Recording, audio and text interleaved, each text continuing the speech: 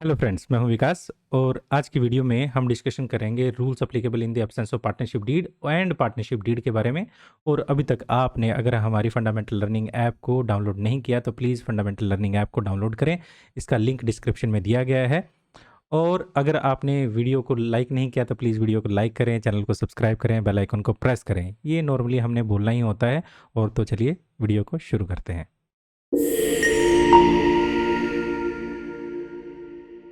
अब से पहले हमने कुछ टॉपिक किए थे जिसमें nature of partnership firm, definition and main feature of partnership firm और राइट ऑफ पार्टनरशिप फर्म हम कर चुके थे। अब हम आगे करेंगे। आगे हमारा जो टॉपिक है वो है partnership deed, meaning and feature. Partnership deed भी काफ़ी इंपॉर्टेंस रखती है। ये पार्टनरशिप डीड होती क्या है? देखिए, जो पार्टनर्स हैं उनके बीच में एक एग्रीमेंट होता है और ये एग्रीमेंट किसी भी तरीके से हो सकता है।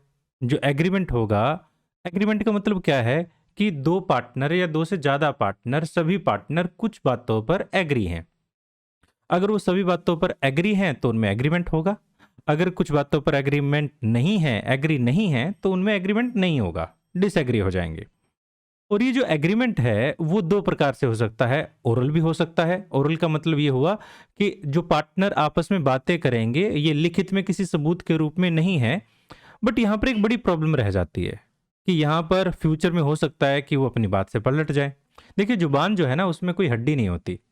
जुबान में हड्डी ना होने का मतलब यही है कि मुझे जैसे ही मौका मिलता है कि यार जैसे मान लीजिए मैं पार्टनर था और मुझे लॉस हो गया फर्म में और मुझे बोला जाता है कि आपका 50% प्रॉफिट है, अब 50% लॉस भी लीजिए आप। मैं कहता हूँ नहीं, मैंने तो ऐसा नहीं बोला था, मेरा तो प्रॉफिट जो था वो 30% था, मुझे लॉस भी 30% दिया जाए। या फिर प्रॉफिट जो था मेरा ज़्यादा था, मुझे प्रॉफिट भी ज़्यादा दिया जाए। इस तरह से जो ओरल एग्रीमेंट होता है इसमें काफ़ी प्रकार की मिस इंटरप्रिटेशन हो सकती है। मिस इंटरप्रिटेशन का मतलब ये है कि चीज़ों को तोड़ मरोड़ के देखना और उसका कोई अलग मतलब निकाला जा सकता है।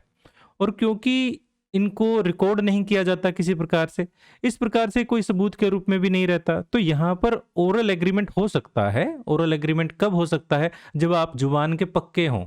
आप ऐसे इंसान हैं जो अपनी जुबान से नहीं मुकरेंगे, चाहे प्रॉफिट हो या लॉस हो, दोनों सिचुएशन में आप बने रहेंगे। तो ऐसा एग्रीमेंट अगर ओरल भी होगा तो वो चल जाएगा। बट जनरली देखा गया है कि लोग अपनी जुबान से मुकर जाते हैं। इस वजह से जो दूसरे प्रकार का एग्रीमेंट होता है वो रिटन एग्रीमेंट होता है। रिटन एग्रीमेंट का मतलब ये है कि जो भी कंडीशन, टर्म्स, कंडीशन, जो भी शर्तें दो पार्टनर्स के बीच में हुई हैं उनको एक लिखित रूप में लिया जाएगा। उसकी कॉपीज नॉर्मली सभी पार्टनर के पास रहेगी कि वो क्या था, एग्रीमेंट क्या था, किन शर्तों पर हम एग्री हुए हैं, किन किन अलग अलग सिचुएशन में क्या क्या होगा, कैसे हम करेंगे, वो सभी शर्तें पहले से ही निर्धारित होती हैं। और इस एग्रीमेंट को हम पार्टनरशिप डीड या आर्टिकल ऑफ पार्टनरशिप भी बोलते हैं। तो अलग अलग सिचुएशन में अलग अलग कंडीशंस हो सकती हैं और उन सभी कंडीशन को हम पहले से ही लिख कर रखेंगे। इसी को हम क्या कह रहे हैं? आर्टिकल ऑफ पार्टनरशिप या फिर पार्टनरशिप डीड बोल रहे हैं। पार्टनरशिप डीड का मतलब पार्टनरशिप एग्रीमेंट से ही है, क्योंकि पार्टनर्स के बीच में जो एग्रीमेंट होता है उसी को स्पेसिफिकली बोला जाता है पार्टनरशिप डीड। तो हमारे पास यहाँ क्या क्या शर्तें हो सकती हैं? सबसे पहले जब हम बात करें तो यहाँ पर है name and address of the partnership firm, कि फर्म का एड्रेस क्या रहेगा, फर्म का नेम क्या रहेगा और जो नेम रखा जाएगा वो किन शर्तों पर रखा जाएगा। यहाँ पर नाम से रिलेटेड कुछ नियम भी हैं। देखिए, जैसे क्राउन है, इंपीरियल है, या state, king, queen, royal, emperor, parliament, इस तरह के नाम आप पार्टनरशिप फर्म के नहीं रख सकते। तो जब आप नाम रख रहे हो तो आपको भी स्पेसिफिक होना चाहिए और जो नाम प्रोहिबिटेड हैं वो आप नहीं रख सकते। ये पार्टनरशिप फर्म की पार्टनरशिप डीड के अंदर जरूर लिखा होना चाहिए। तो देखिए यहाँ पर क्या लिखा गया है। देखिए, जो नाम होना चाहिए वो कंफ्यूजिंग नहीं होना चाहिए। जैसे नोकिया, नोसिया, है ना, कुरकुरे, कुरमुरे, इस तरह का नाम नहीं होना चाहिए। क्यों नहीं होना चाहिए? क्योंकि ये रिजेंबल करता है किसी और फर्म की तरफ। ऐसा नाम नहीं होना चाहिए। और जब नाम रखेंगे तो वो कुछ ऐसे वर्ड हैं जो प्रोहिबिटेड हैं, वो नाम नहीं रखे जा सकते, उनको हम नाम के अंदर शामिल नहीं करेंगे, जैसे क्राउन, इंपीरियल, स्टेट और अदर, जैसे मैंने पहले भी बता दिया वो सभी नाम। अब जो सेकंड हमारे यहाँ पर कंडीशन रहती है, टर्म रहती है, या फिर जो टर्म्स ऑफ एग्रीमेंट है वो क्या रहती है? Name and address of the partners. अब यहाँ पर ये बताया जाएगा कि पार्टनर कौन कौन है, उनका नेम क्या क्या है और वो कहाँ के रहने वाले हैं। उसके बाद हमारे पास थर्ड रहता है ड्यूरेशन ऑफ द पार्टनरशिप। अब पार्टनरशिप जो है हमारे पास, वो पार्टनरशिप एट विल भी हो सकती है और एक स्पेसिफिक पार्टनरशिप भी हो सकती है। पार्टनरशिप एट विल का मतलब ये है कि ऐसी पार्टनरशिप नॉर्मली लगातार चलती रहती है, बंद नहीं होती। उसका कोई परपेचुअल टाइम पीरियड है, उसका कोई स्पेसिफिक टाइम पीरियड नहीं है। और दूसरी टाइप की जो पार्टनरशिप है वो ऐसी है कि एक पर्टिकुलर टाइम खत्म होने के बाद या फिर एक पर्टिकुलर प्रोजेक्ट खत्म होने के बाद वो पार्टनरशिप अपने आप से बंद हो जाएगी। इस तरह से हमारे पास अलग अलग टाइप की पार्टनरशिप होती है। पार्टनरशिप का ड्यूरेशन क्या रहेगा ये भी इसके अंदर पहले से ही बताया जाएगा। Nature and scope of the business firm, partnership firm का नेचर एंड स्कोप क्या रहेगा ये भी पहले से ही बताया जाएगा।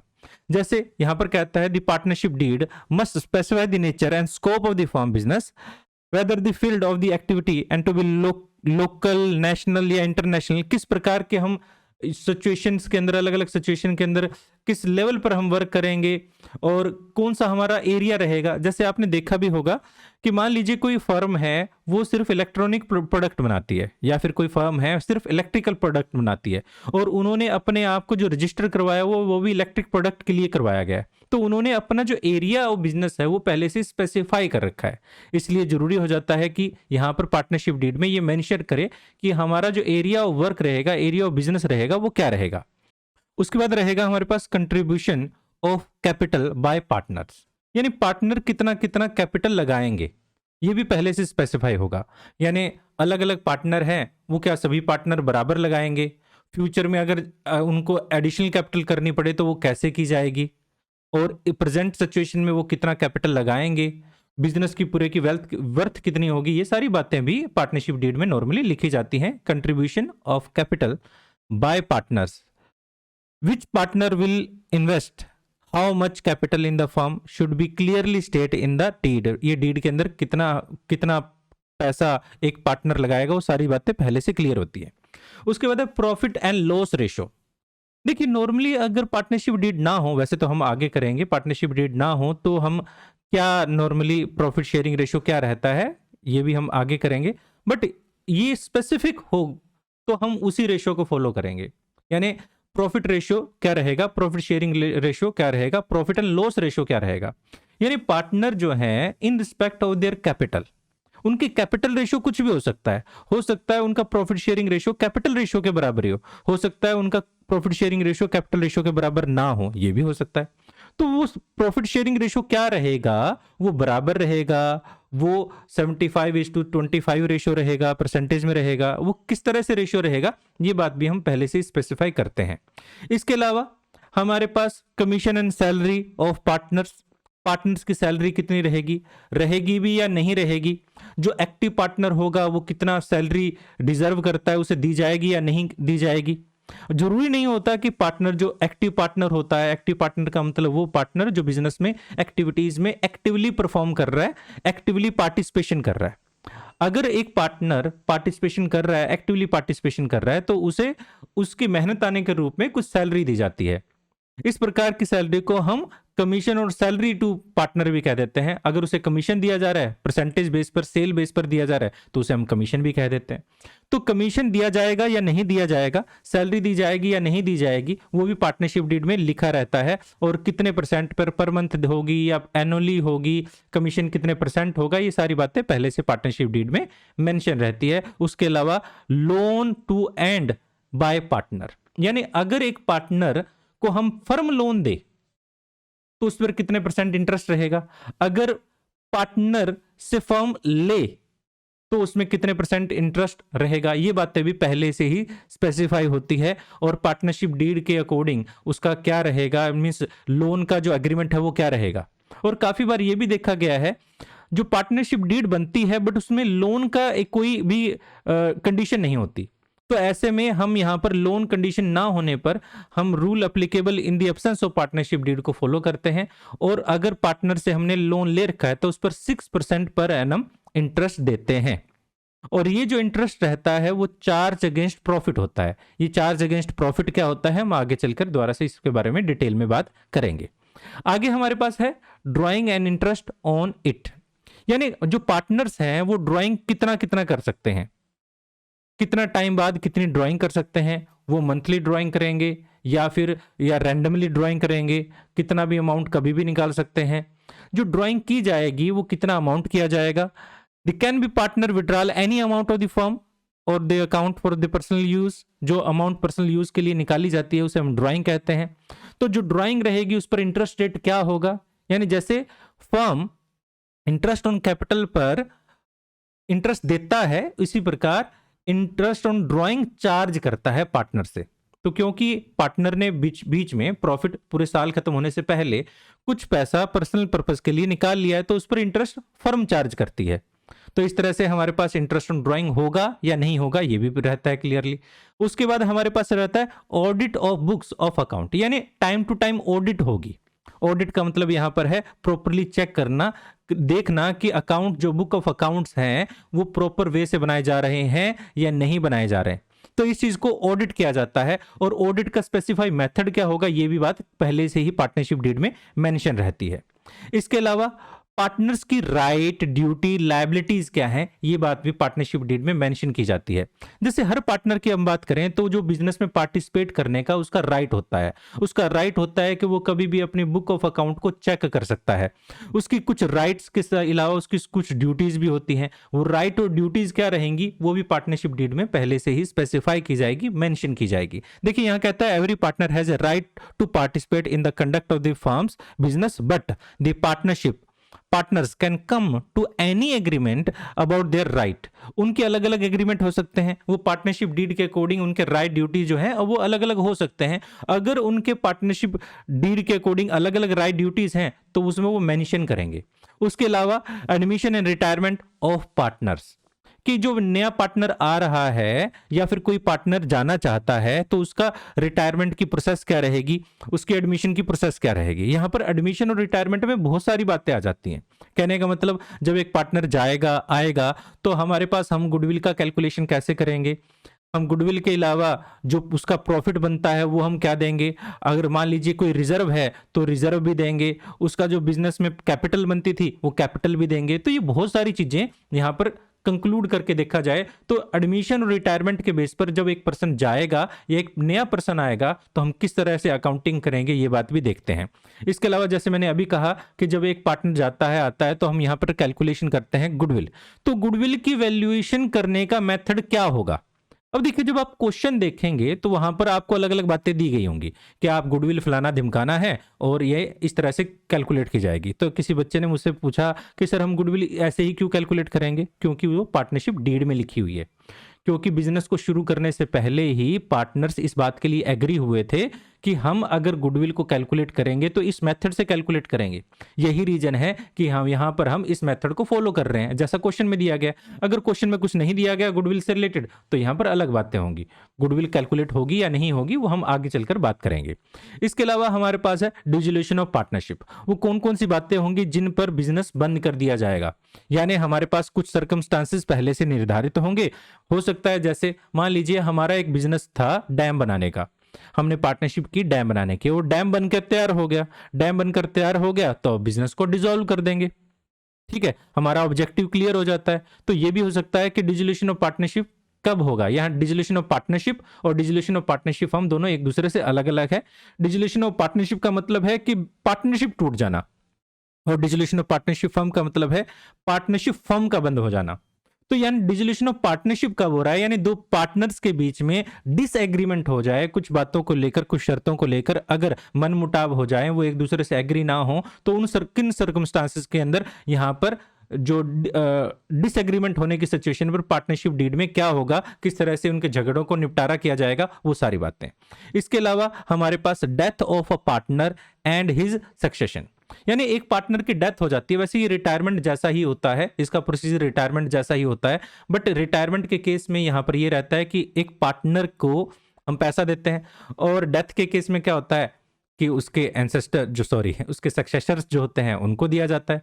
तो यहाँ पर दोनों ही सिचुएशन में पार्टनर बिजनेस से चला जाता है। हम नॉर्मली कहा करते हैं कि एक पार्टनर जब रिटायर होता है वो खुद की मर्जी से होता है और डेथ जो होती है भगवान की मर्जी से होता है। बिल्कुल कहना सही होगा, बट दोनों ही सिचुएशन में बिजनेस से पार्टनर जो है वो चला जाता है। तो इस तरह से हम यहाँ पर जब पार्टनर जाएगा तो वो टर्म एंड कंडीशन क्या रहेंगी, वो सारी बातें भी रहेंगी। इसके अलावा हमारे पास valuation of partnership firm rule, जो पार्टनरशिप फर्म के अंदर भी जब हम कुछ बनाएंगे, रूल्स बनाएंगे, ये पार्टनरशिप डीड जो है वो एक तरह से रूल्स ही हैं सारे के सारे, कि पार्टनरशिप डीड में कंडक्ट कैसा होगा, क्या रहेगा क्या नहीं रहेगा। अगर कोई पार्टनर वॉयलेट कर देता है इन रूल्स को तो उसके क्या कंसिक्वेंसेज होंगे, उस पर किस प्रकार की पेनल्टी लगाई जाएगी, तो ये सारी बातें यहाँ पर पहले से ही मेंशन रहती है। इसके अलावा हमारे पास रहता है आर्बिट्रेशन क्लास। देखिए आर्बिट्रेशन क्लास के अंदर क्या होता है कि जो झगड़े होते हैं उनका निपटारा कहां से किया जाएगा।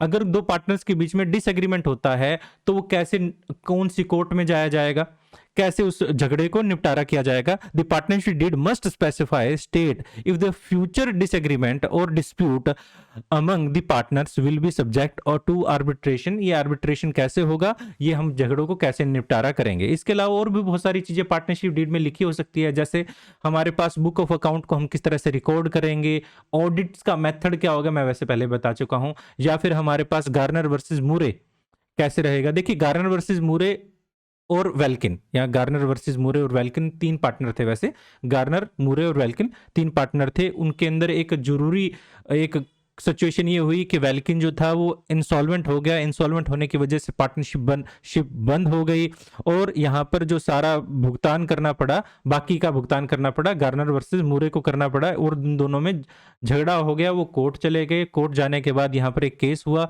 और केस के कुछ रिजल्ट्स आए। अब उन रिजल्ट्स को हम एज इट इज हमारे अकाउंटिंग में फॉलो करते हैं। उन्हीं रिजल्ट्स को जो लागू करने का प्रोसेस होता है उसे हम कहते हैं गार्नर वर्सेस मूरे। अब यहाँ पर ये बात भी अच्छी है कि +2 क्लास के अंदर गार्नर वर्सेस मूरे अप्लाई नहीं होता, ये आपके सिलेबस से बाहर है। हमारे बैंक अकाउंट्स कहाँ होंगे, हम कौन से बैंक को किस तरह से कंट्रोल मैनेज करेंगे, कौन उसका ऑथराइज पर्सन रहेगा, वो सारी बातें भी यहाँ पर मेंशन होती हैं। तो ये थे हमारी पार्टनरशिप डीड। देखिए पार्टनरशिप डीड जो है वो हमें बहुत कुछ क्लियर कर देती है कि अलग अलग सर्कमस्टांसेस में हम किस तरह से पार्टनरशिप फर्म के अंदर सिचुएशंस को संभालेंगे, किस तरह से अकाउंटिंग करेंगे, किस तरह से एक नया पार्टनर आएगा जाएगा, डेथ होगी या फिर कुछ प्रॉफिट शेयरिंग रेशियो चेंज होना हो वो होगा। हर सिचुएशन को हम पहले से जानते हैं, बट फिर भी बहुत सारी कंडीशन ऐसी हो सकती हैं, जो सिचुएशंस ऐसी हो सकती हैं जो पार्टनरशिप डीड में ना लिखे जाएं। तो इस केस में हम क्या करते हैं, कुछ रूल्स बनाए गए हैं इंडियन पार्टनरशिप एक्ट के अंदर जो अप्लाई होंगे दो सिचुएशन में। पहली सिचुएशन वो है जब हमारे पास पार्टनरशिप डीड बनी ना हो, या ना ही वो ओरल बनी हो ना ही वो रिटन बनी हो। देखिए ओरल जो होती है उसको प्रूव करना काफी मुश्किल हो जाता है, इस वजह से हम अपने झगड़ों को ना हो इसलिए और रिटन को ज्यादा प्रेफरेंस देते हैं। यानी आपका एग्रीमेंट बना ही ना हो, ना ही ओरल बना हो ना ही रिटन एग्रीमेंट बना हो, या फिर बना तो है बट कुछ चीजें उसमें अभी तक मेंशन नहीं की गई हैं।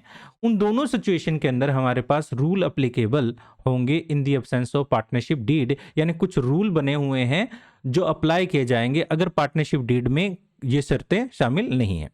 और रूल काफी आसान है, बहुत ही आसान है। इनको हम कहें तो सिर्फ दो बातों के अंदर ही सारा निष्कर्ष निकाल दिया गया है। पहला ये है कि पार्टनरशिप डीड के अंदर रेशो जो रहेगा वो बराबर रहेगा, पार्टनरशिप के फर्म के अंदर रेशो, प्रॉफिट शेयरिंग रेशो जो रहेगा वो बराबर रहेगा। कहने का मतलब ये है इन respect of their capital contribution, यानी कैपिटल वो कितनी ही मर्जी लगाए। मान लीजिए एक पार्टनर है वो 50 लाख रुपए कैपिटल लगा देता है, दूसरा पार्टनर जो है 5 लाख रुपए कैपिटल लगा देता है, बट फिर भी प्रॉफिट शेयरिंग रेशियो क्या होगा, बराबर रहेगा। इन respect of their capital contribution, in respect of there active performance, किसी भी चीज की यहाँ पर वो नहीं है। अगर वो दो पार्टनर हैं और उन्होंने पार्टनरशिप डीड नहीं बनाई है तो प्रॉफिट शेयरिंग रेशियो हमेशा क्या रहेगा, बराबर रहेगा। यहाँ पर देखिए कहता है profit sharing ratio, profit and loss are to be share equally in respect of their capital contribution. दूसरा रहता है कोई इंटरेस्ट ऑन कैपिटल नहीं होगा। तीसरा कोई इंटरेस्ट ऑन ड्राइंग नहीं होगा। चौथा no in partner is entitled to salary commission, किसी प्रकार का सैलरी और कमीशन नहीं होगा। इसके अलावा हमारे पास कोई अगर नया पार्टनर आता है तो यहां पर भी नया पार्टनर जब तक नहीं आ सकता जब तक पुराने पार्टनर की कंसेंट ना हो। मींस जब तक कोई भी एक पार्टनर, मान लीजिए आप 49 पार्टनर हैं और हम 50th पार्टनर को बुलाना चाहते हैं, जिसमें से 48 पार्टनर हमारे एग्री करते हैं और एक पार्टनर एग्री नहीं करता। अगर एक भी पार्टनर डिसएग्री है तो पार्टनरशिप में नया पार्टनर नहीं आ सकता और हर पार्टनर पार्टिसिपेट कर सकता है। हर पार्टनर चाहे तो वो अपने अकाउंट्स की एक कॉपी ले सकता है। तो ये सारी बातें हमारे पास अप्लीकेबल होंगी अगर हम पार्टनरशिप डीड नहीं बनाते। तो आज की क्लास में हम इतना करेंगे और आज की क्लास में हमने किया है पार्टनरशिप डीड, उसका मीनिंग, फीचर और rule applicable in the absence of partnership deed. मैं उम्मीद करता हूँ कि ये क्लास आपको अच्छी लगी होगी। अगर आपने अब तक हमारे चैनल को सब्सक्राइब नहीं किया तो प्लीज़ चैनल को सब्सक्राइब करें, बेल आइकन को प्रेस करें और वीडियो को लाइक करना बिल्कुल ना भूलें। और हमारी फंडामेंटल लर्निंग ऐप का जो लिंक है डिस्क्रिप्शन में दिया गया है, प्लीज़ उसे डाउनलोड ज़रूर करें। Thank you.